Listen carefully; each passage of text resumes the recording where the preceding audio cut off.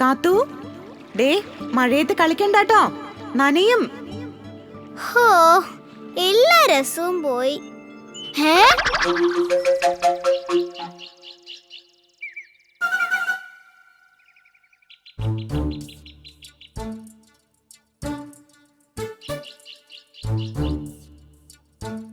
അയ്യോ അമ്മേ, അമ്മേ. കാത്തു, നമ്മൾ എവിടെയാ? അറിയില്ല. പക്ഷേ നീ ഇവിടെ എങ്ങനെ എത്തി? ഞാനല്ലേ താഴേക്ക് വീണത്. നീ വീണത് കണ്ടപ്പോ രക്ഷിക്കാൻ ഞാനും കൂടെ ചാടി. ഇപ്പൊ നമ്മൾ രണ്ടും പെട്ടു. നിങ്ങൾ ആരാ? എങ്ങനെ ഇവിടെ എത്തി? ഞാൻ അപ്പു. ഞാൻ കാത്തു. ആരാ? ഇതേതാ സ്ഥലം? ആഹാ, ഇവിടെ ആദ്യായിട്ടല്ലേ. ഞാൻ മിട്ടു. ഇത് എന്റെ നാടാ, കുറിഞ്ഞിക്കാട്. നിങ്ങൾ എവിടുന്നാ? ഞങ്ങൾ അടുത്തുള്ള ഗ്രാമത്തിലെയാ. ഒരു പരുന്താ ഞങ്ങളെ ഇവിടെ എത്തിച്ചത്. ആ പരുന്തിന്ന് എങ്ങനെയെങ്കിലും രക്ഷപ്പെട്ടതാ ഞങ്ങള്. ഈ തേൻ കഴിച്ചോ, നിങ്ങളുടെ ക്ഷീണം മാറും.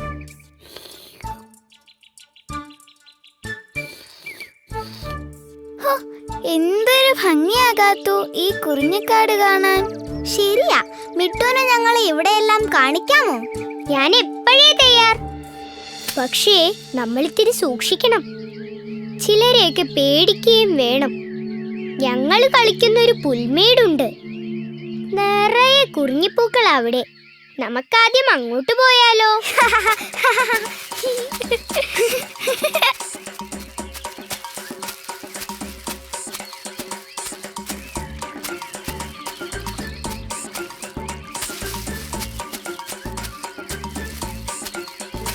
ദാ നോക്ക്, ഇപ്പൊ നീലക്കുറിഞ്ഞി പൂക്കുന്ന കാലമാ. എന്തൊരു ഭംഗിയാ! നീലമലകളോ?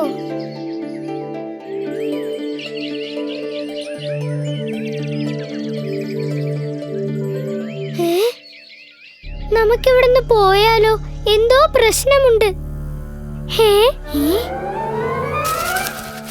ഓടിക്കോ, ചെന്നായാണ് പൂക്കാട് ചെമ്പൻ. എങ്ങനെയെങ്കിലും രക്ഷപ്പെട്ടോ, ഇല്ലെങ്കിൽ ചെമ്പന്റെ വായിലായത് തന്നെ. ഓടിക്കോ.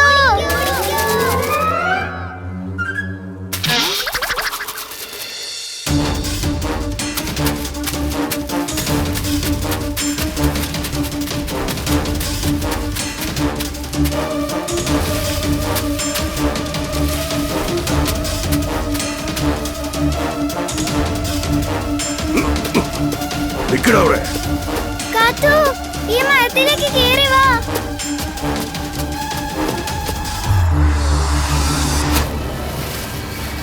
അമ്മേ,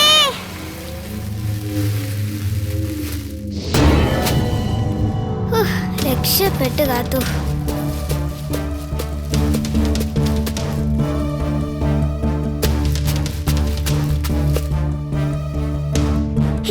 ചതിച്ചോ?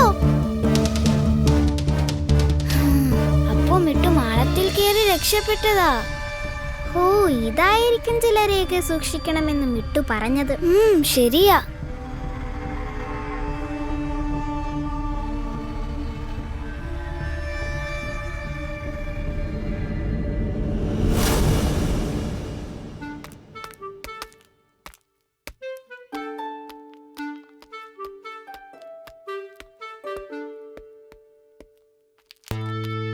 എന്താ കിട്ടു? എന്താ മുഖത്തൊരു വാട്ടം? ചേച്ചി എവിടെ? ചേച്ചി ഞങ്ങളെയും പറ്റിച്ച് അപ്പൂനെയും കൂട്ടി എങ്ങോട്ടോ കളിക്കാൻ പോയി. ഞങ്ങളെ കൂട്ടിയില്ല. ആഹാ, അവളിങ്ങ് വരട്ടെ, അമ്മ ചോദിക്കുന്നുണ്ട്. എന്നാലും കുഞ്ഞിനെ ഇട്ടിട്ട് ഇവരിതെവിടെ പോയി? കാത്തു, ഇനി എന്ത് ചെയ്യും? മിട്ടുവിനെ ചെമ്പൻ പിടിച്ചത് തന്നെ. നമുക്കാദ്യം സമാധാനമായിട്ടൊന്ന് ആലോചിക്കാം. എന്താ? ശരി, പക്ഷെ സമാധാനം കിട്ടണ്ടേ? ഏതായാലും ചെമ്പന് നമ്മളെ കാണാൻ കഴിയില്ല. നമുക്ക് കുറെ കൂടി മോളിൽ കയറി നോക്കിയാലോ? ശരി കാത്തു.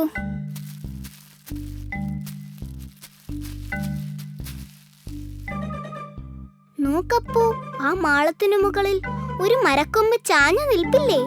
അതില് തൂങ്ങിക്കിടക്കുന്ന ആ വലിയ കായ കണ്ടോ? അതൊരു ചക്കയല്ലേ? അതിനെന്താ?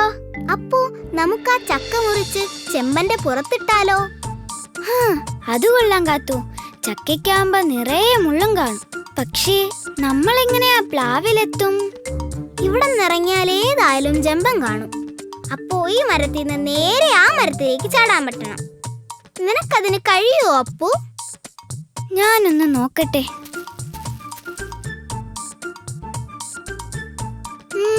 പ്രയാസമാണ്, എന്നാലും പറ്റുമെന്ന് തോന്നുന്നു. അപ്പോ ഞാൻ മരത്തിൽ നിന്നിറങ്ങി ചെമ്പന്റെ ശ്രദ്ധ തിരിക്കാം. എന്നിട്ട് ചുറ്റിനും ഒരു വട്ടം ഓടി തിരികെ വരാം. നീ അപ്പോഴേക്കും അങ്ങ് എത്തണം. എന്നിട്ട് ചക്കയെ വീഴാൻ പാകത്തിന് കടിച്ചു മുറിച്ച് വെക്കണം. ചെമ്പൻ തിരികെ എത്തുമ്പോൾ ദേഹത്ത് തന്നെ വീഴ്ത്തണം. അപ്പോ ഞാൻ താഴേക്ക് ഇറങ്ങട്ടെ? കാത്തു, സൂക്ഷിക്കണേ. അപ്പോ നീയും സൂക്ഷിക്കണേ.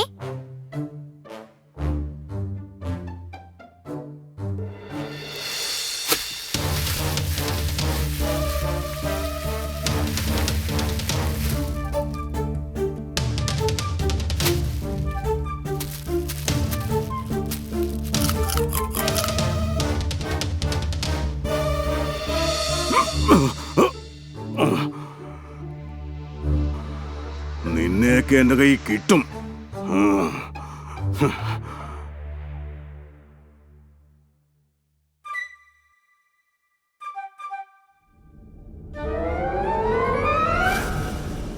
അമ്മേ,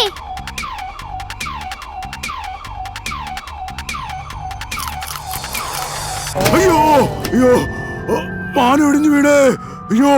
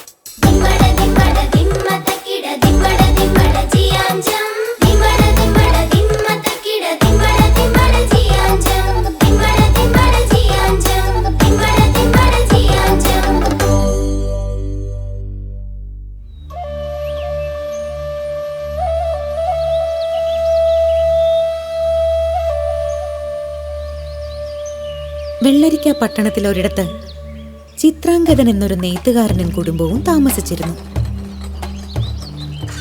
വളരെ കഷ്ടപ്പെട്ട് ജോലി ചെയ്താലും അതിൽ നിന്നും കിട്ടുന്നത് കൊണ്ട് അന്നുള്ള കാര്യങ്ങൾക്ക് തന്നെ അവർക്ക് തികയില്ലായിരുന്നു.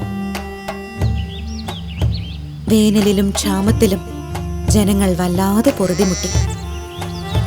എന്നാൽ രാജ്യം ഭരിച്ചിരുന്ന ആഡംബരപ്രിയനും ധൂർത്തനുമായ ശുംഭക മഹാരാജാവാകട്ടെ പ്രജകളുടെ ക്ഷേമമൊന്നും ശ്രദ്ധിച്ചില്ല. മാത്രമല്ല, തന്റെ ആർഭാടങ്ങളിൽ ഒരു കുറവും വരുത്തിയതുമില്ല.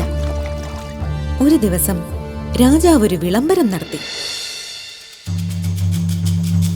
ലോകത്തിലെ ഏറ്റവും മനോഹരമായ പട്ടുവസ്ത്രം നെയ്തു തരുന്നയാൾക്ക് 1000 സ്വർണ്ണ നാണയങ്ങൾ സമ്മാനമായി നൽകും.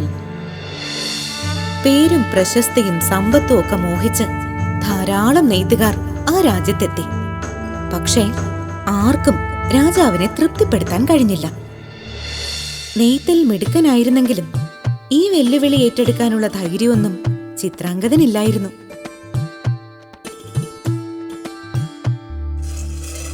എന്നാൽ ജീവിതത്തിലെ കഷ്ടപ്പാടുകൾ കൂടിക്കൂടി വന്നപ്പോൾ അയാൾ ഒരു തീരുമാനത്തിലെത്തി.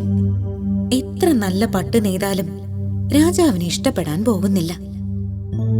ഈ രാജാവിനെ ഒരു പാഠം പഠിപ്പിക്കണം.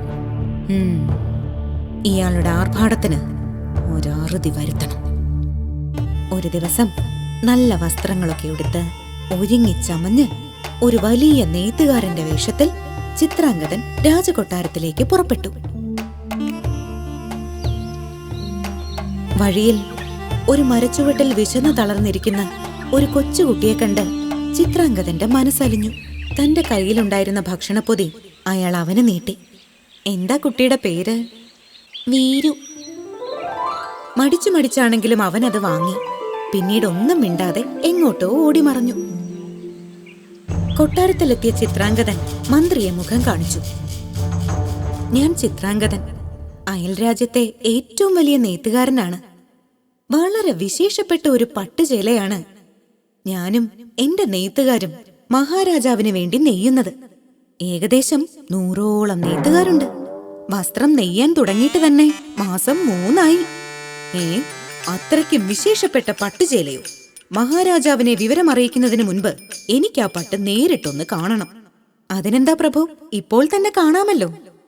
ചിത്രാംഗദൻ മന്ത്രിയെ കൂട്ടി താൻ ഇതിനു വേണ്ടി ഒരുക്കിയിരിക്കുന്ന നെയ്ത്തുശാലയിലെത്തി. വന്നാലും 100ഓളം നെയ്ത്തുകാർ വസ്ത്രം നെയ്യുന്നത് കണ്ട് മന്ത്രി അത്ഭുതപ്പെട്ടു.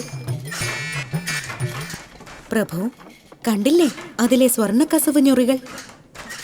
ആ പട്ടുചേലയുടെ അറ്റത്തെ കുഞ്ചലങ്ങളിൽ കാണുന്നത് അമൂല്യമായ രത്നങ്ങളാണ്. ചിത്രാംഗദൻ പട്ടുചേലയെക്കുറിച്ച് നിർത്താതെ സംസാരിച്ചു തുടങ്ങി. ഈ പട്ടുചേലയുടെ ഏറ്റവും വലിയ പ്രത്യേകത ഇതിലെ കസവോ രത്നങ്ങളോ ഒന്നുമല്ല. ബുദ്ധിയുള്ളവർക്ക് മാത്രമേ ഈ പട്ടുചേല കാണാൻ പറ്റൂ. ബുദ്ധിയില്ലാത്തവരുടെ കാഴ്ചയിൽ നിന്നും ഇത് മറഞ്ഞിരിക്കും. ചിത്രാംഗദ, ഇതിലെ രത്നങ്ങളുടെ പ്രഭ കണ്ട് എന്റെ കണ്ണ് മഞ്ഞളിക്കുന്നു. നിങ്ങൾക്ക് 1000 10,000 സ്വർണ്ണ നാണയങ്ങൾ തരാൻ നാം മഹാരാജാവിനോട് പറയും. ഇത്രയും വിശേഷപ്പെട്ട ചേലയോ? അതേ പ്രഭു. മാത്രമല്ല, ബുദ്ധിയുള്ളവർക്കേ അത് കാണാനും പറ്റൂ. അതേതായാലും നന്നായി. നമ്മുടെ രാജ്യത്ത് എത്ര ബുദ്ധിമാന്മാരുണ്ടെന്ന് ചേലയുടുത്താൽ അറിയാൻ കഴിയുമല്ലോ. ഏതായാലും ചേല മുഴുവനായി പോയി കാണാമല്ലേ? അങ്ങയുടെ ഇഷ്ടം പോലെ. പക്ഷേ പട്ടുചേലയെ കുറിച്ച് ഓർത്ത് രാജാവിന് ഇരു കുറയ്ക്കാൻ വയ്യാതെയായി. പരിവാരങ്ങളെയും കൂട്ടി രാജാവ് പട്ടുചേല നെയ്യുന്നത് കാണാൻ നേരിട്ടെത്തി. പട്ടുചേല എവിടെ? രാജാവ് സൂക്ഷിച്ചു നോക്കി. എന്തോ ഒരു പന്തികേട്. മഹാരാജൻ സ്വർണ്ണക്കസവ് നൂലുകൾ നോക്കുകയാകും. അതെ, തീരെ നേർത്തതായി പോയോന്നൊരു സംശയം. പക്ഷെ രത്നങ്ങൾ കേമമായിരിക്കുന്നു. രാജാവ് മന്ത്രിയെ കടത്തിവെട്ടി. ഏതായാലും ഒരു നല്ല ദിവസം തന്നെ തിരുമേനി ഇത് ഉടുക്കണം. എന്നാൽ നമ്മുടെ പിറന്നാളിന് തന്നെ ആയിക്കോട്ടെ. രാജവീഥിയിലൂടെ ഒരു ഘോഷയാത്രയും ആകാം. എന്താ? അങ്ങനെ രാജാവിന്റെ പിറന്നാൾ ദിനമായി. ചിത്രാംഗദനും നെയ്ത്തുകാരും മണിക്കൂറുകളെടുത്ത് രാജാവിനെ പട്ടുചേല ഉടുപ്പിച്ചു. മന്ത്രിയും പരിവാരങ്ങളും സ്തുതിപാഠകരും രാജാവിന്റെ പുതുവസ്ത്രത്തെ വാഴ്ത്തിപ്പാടി. പ്രശംസയിൽ മതിമറന്ന രാജാവ് ചിത്രാംഗദന് സമ്മാനമായി 10,000 സ്വർണ്ണ നാണയങ്ങളും നൽകി.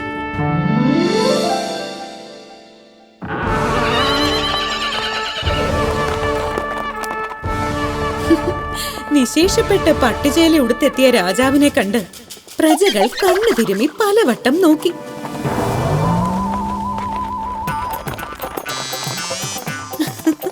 പക്ഷെ ബുദ്ധിയില്ലെന്ന് സമ്മതിക്കാൻ ആരും തയ്യാറായില്ല. രാജാവിന്റെ പട്ടുചേലയെ അവർ വാനോളം പുകഴ്ത്തി. അങ്ങനെ പ്രശംസകൾ ഏറ്റുവാങ്ങി ഘോഷയാത്ര നീങ്ങിയപ്പോൾ ഒരു കൊച്ചുകുട്ടി വിളിച്ചു കൂവി, രാജാവ് തുണി ഉടുത്തിട്ടില്ലേ? ജനങ്ങൾ അമ്പരന്നു. ആ കൊച്ചുകുട്ടി മറ്റാരുമല്ല, വീരുവായിരുന്നു. രാജാവ് തുണി ഉടുത്തിട്ടില്ലേ? വീരു വീണ്ടും വിളിച്ചു കൂവി. ജനങ്ങൾ അടക്കം പറഞ്ഞു, രാജാവ് തുണി ഉടുത്തിട്ടില്ല. രാജാവ് നഗ്നനാണ്. രാജാവ് തുണി ഉടുത്തിട്ടില്ലേ? ജനങ്ങൾ ഏറ്റുവിളിച്ചു.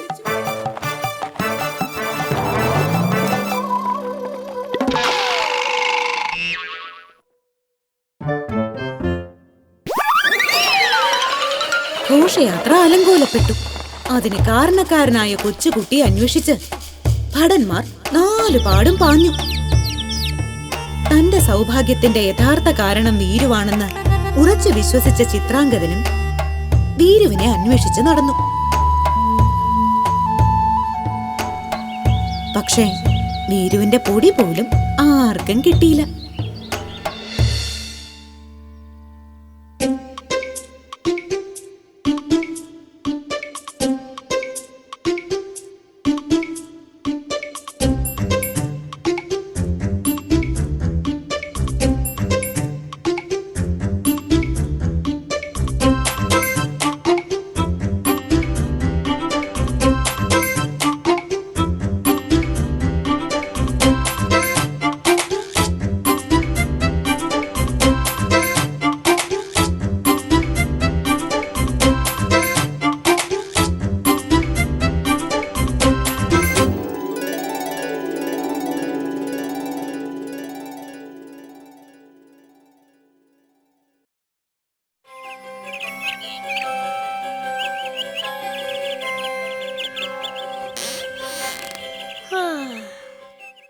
ഹായ്, ഇതെന്താ പഴങ്ങളോ?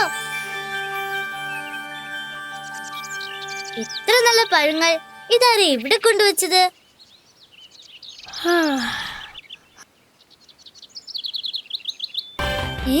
ഇതെന്താ?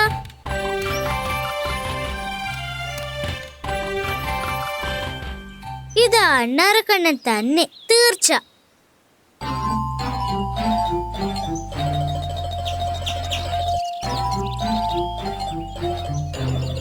പൂപ്പി, നീ എങ്ങോട്ടാ രാവിലെ?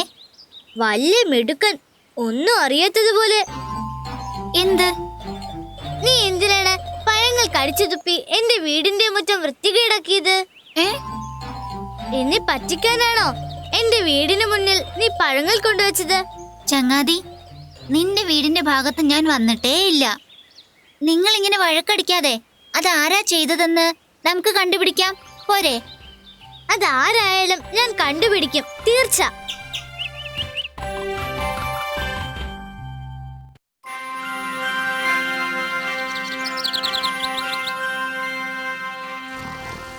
പൂപ്പിക്കുട്ടാ, എണീക്ക് എണീക്ക്.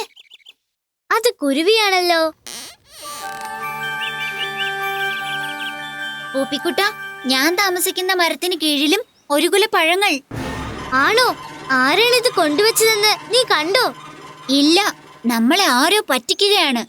ഇതാരാണെന്ന് നമുക്ക് കണ്ടുപിടിക്കണല്ലോ.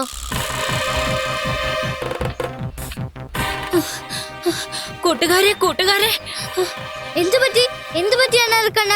നീ ആകെ പേടിച്ചിട്ടുണ്ടല്ലോ. ഇന്നലെ രാത്രി ഏതോ ഒരു പക്ഷി എന്റെ മരത്തിന് ചുറ്റും പറക്കുകയായിരുന്നു. നല്ല കറുത്ത നിറം, വലിയ ചിറകുകൾ. ഞാൻ പേടിച്ചു പോയി.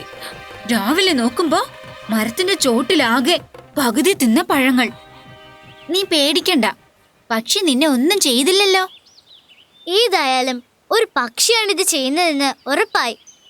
കറുത്ത നിറമുള്ള വലിയ ചിറകുള്ള പക്ഷി. അപ്പോ ഈ പക്ഷിക്ക് രാത്രി കണ്ണു കാണാൻ കഴിയുമായിരിക്കും. നിനക്കറിയാമോ ഇത് ഏത് പക്ഷിയാണെന്ന്? രാത്രി കാഴ്ചയുള്ളത് മൂങ്ങയ്ക്കാണ്. മൂങ്ങ തന്നെ, മൂങ്ങ തന്നെ. ഇന്ന് നമുക്ക് മൂങ്ങയെ കണ്ടുപിടിക്കാം.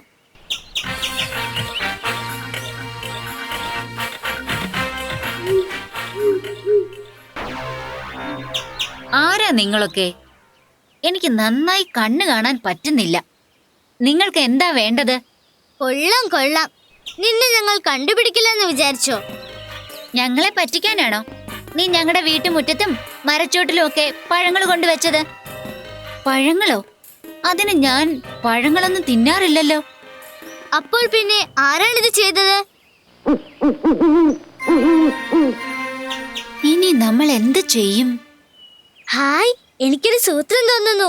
നമുക്ക് ഈ പക്ഷിയെ ഒളിച്ചിരുന്ന് പിടിച്ചാലോ? എങ്ങനെ? നമുക്ക് കുറച്ച് പഴങ്ങൾ ശേഖരിച്ച് ഒരു മരത്തിന്റെ ചോട്ടിൽ കൊണ്ടുവയ്ക്കാം. എന്നിട്ട് ഒളിച്ചിരിക്കാം. പക്ഷി വരുമ്പോ പിടിക്കാലോ.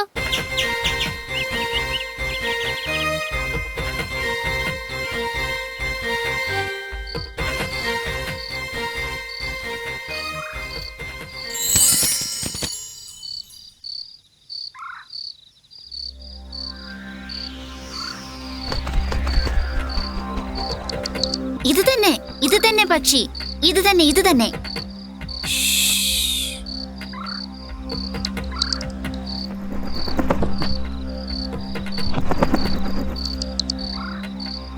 ഇതെന്തൊരു പക്ഷി? തലകീഴായി തൂങ്ങിക്കിടക്കുന്നോ?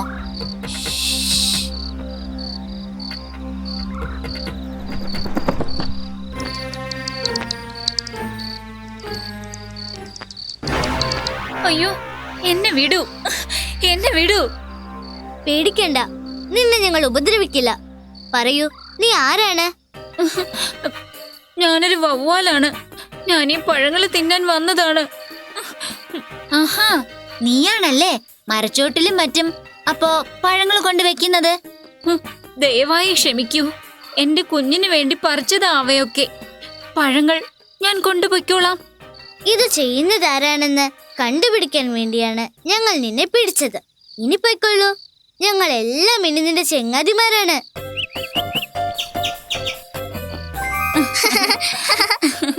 നീ എങ്ങനെയാ രാത്രി പറക്കുന്നത്?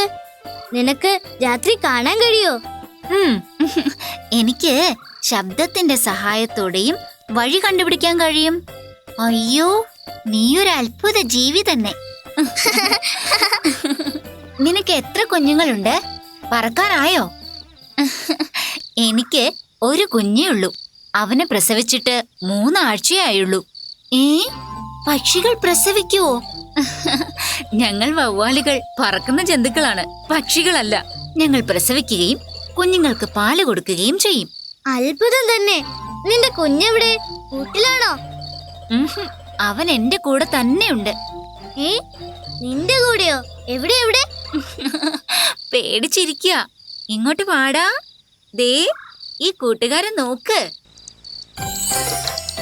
ഹായ്, ഞങ്ങളെ കണ്ടേ.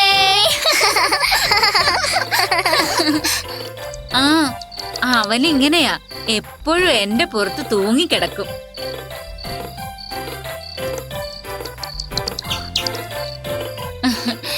ഇനി ഞങ്ങള് പൊയ്ക്കോട്ടെ. ഇനിയും കാണാൻ ചങ്ങാതിമാരെ.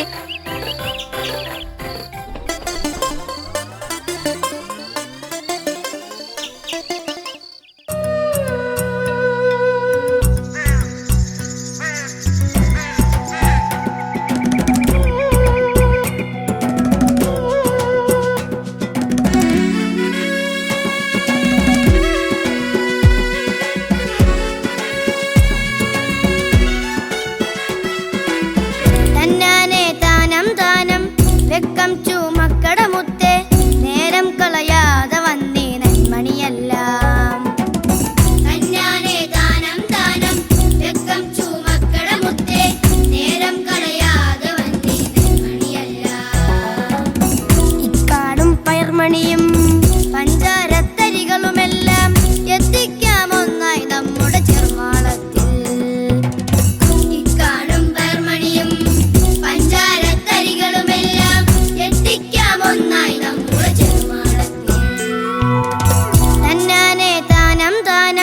വെക്കം ചു മക്കട മുത്തേ നേരം കളയാതെ വന്നേ നന്മണിയെല്ലാം.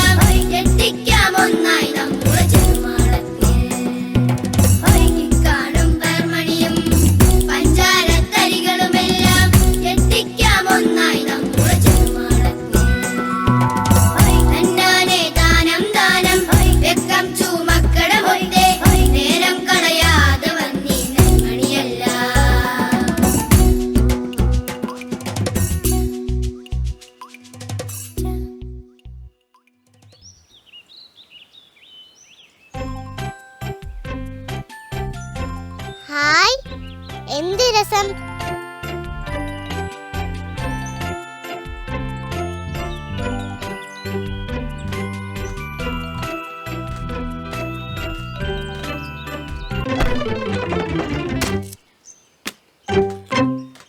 ഹായ്, ഈ മച്ചിക എടുത്ത് തട്ടിക്കളിക്കാം.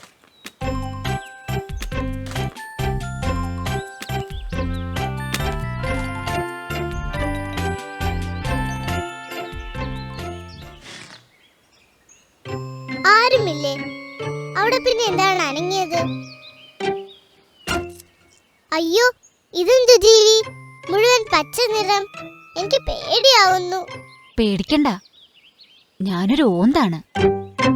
ഞാൻ നിന്നെ ഒന്നും ചെയ്യില്ല. ഹോ, എനിക്ക് സമാധാനമായി. നിന്നെ കണ്ട് ഞാൻ ശരിക്കും പേടിച്ചു. നിന്റെ പുറത്ത് മുള്ളും ഉണ്ട കണ്ണും നീണ്ട നാക്കും വാലും കണ്ടാൽ ആർക്കാ പേടിയാവാത്തത്? ഈ പച്ചയുടുപ്പ് നിനക്ക് എവിടുന്ന് കിട്ടി? ഉടുപ്പല്ലേ, അതൊരു സൂത്ര. അയ്യോ ചക്കിപ്പട്ടി!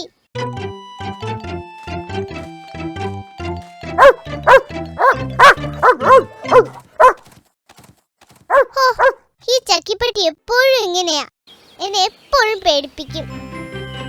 അല്ല, എവിടെ എന്റെ പുതിയ ചങ്ങാതി? ഞാനിവിടെ ഉണ്ട്. എവിടെ എവിടെ? നിനക്കെന്നെ കണ്ടുകൂടെ? ഞാൻ ഇവിടെ ഉണ്ട്. എവിടെ? ഈ പൂവിൽ. പൂവിലോ? ഇതൊരു പൂവാണല്ലോ. ഇത് പൂവല്ല, ഇത് ഞാനാ. ഹായ്, എന്ത് അത്ഭുതം! നിനക്കെങ്ങനെ നിറം മാറാൻ കഴിഞ്ഞു? നീ എന്തിനാ പട്ടിയെ കണ്ട് ഓടി ഒളിച്ചത്? അതുപോലെ ഞാനും ഈ പൂവിന്റെ കൂട്ടത്തിൽ ഒളിച്ചിരിക്കുകയാണ്. ഇതാണ് ഞാൻ പറഞ്ഞ സൂത്രം. നിറം മാറിയാണെന്ന് മാത്രം. നിന്റെ സൂത്രം കൊള്ളാം.